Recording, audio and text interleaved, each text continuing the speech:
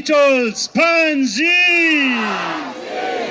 Now, you need to know one thing, that this e-toll scheme was born not just last year, but 5 years ago. And if SANRAL had have got all the revenue that they have charged for e-tolls, they would have raised 23 billion rand in 4 years. And that is 34% of their revenue from 1% of their roads. This is unacceptable. This is an overtaxation of Gauteng residents. We are not paying e-tolls. We will never pay e-tolls. Down with e-tolls, down! We are here as SASCO on behalf of all students in Gauteng to say that the high data costs affect us as students because the DA municipality in Tshwane and Joburg has switched off free Wi-Fi. We are here to say that e-tolls affect us as students because the high costs in transports are affected by e-tolls. We have made pronouncement in our last 2 provincial congresses, and we said e-tolls must go because the working class cannot suffer because of this model. Comrade Chair of the province and Comrade Jeff, the working class in the province are rejecting this particular model. The middle class in this province is rejecting this model. So we are tuning you, Comrade Jeff. We are tuning you to Comrade Cyril Ramaphosa to say this e-toll must be scrapped with immediate effect. We did not come here because we had nothing to do today. We had a lot to do, but we decided today we must make a very clear statement for all and sundry to know that the e-tolls have no future in the plans of this province. As long as the ANC is in charge, the e-tolls have no future in the plans of this province. We are not opposed to the user pay principle. We are opposed to urban tolling.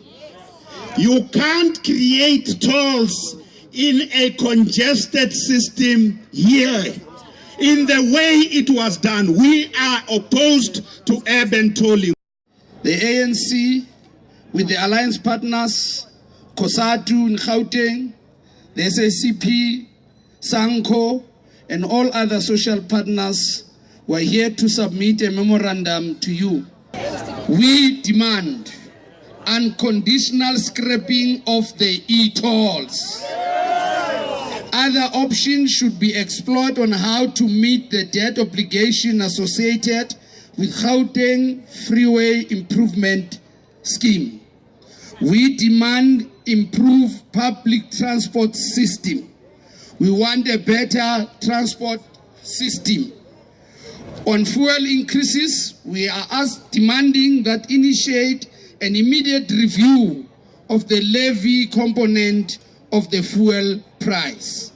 On the cost of data, we declare internet access a basic service and determine associated service level standards and funding model. Devise a model to expand broadband access to poor areas. Kulomphobis we vet urgently address the long-standing issue of spectrum allocation, which increase competitiveness and drive down cost of data. Mfoga vet, government should resist the temptation to look at VAT increase as an easy target for dealing with fiscal pressures, because this will hit the poor. The poor will be hit the hardest. In this regard, we call on the HN review the decision to increase VAT by 1% point. Intensify efforts to broaden the basket of VAT-free goods. Mr. President, we, as the chair said, giving you this memorandum because we know that we are a government that listens to the people. Can I sign?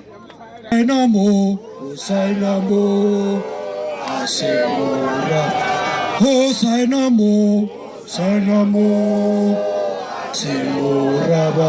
Hosanna mo, Asemo Rabara, Hosanna mo,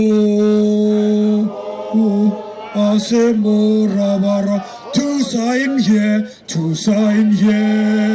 it's not a child's play. To sign here, it's not a child's play. To sign here, it's not a child's play. To sign here,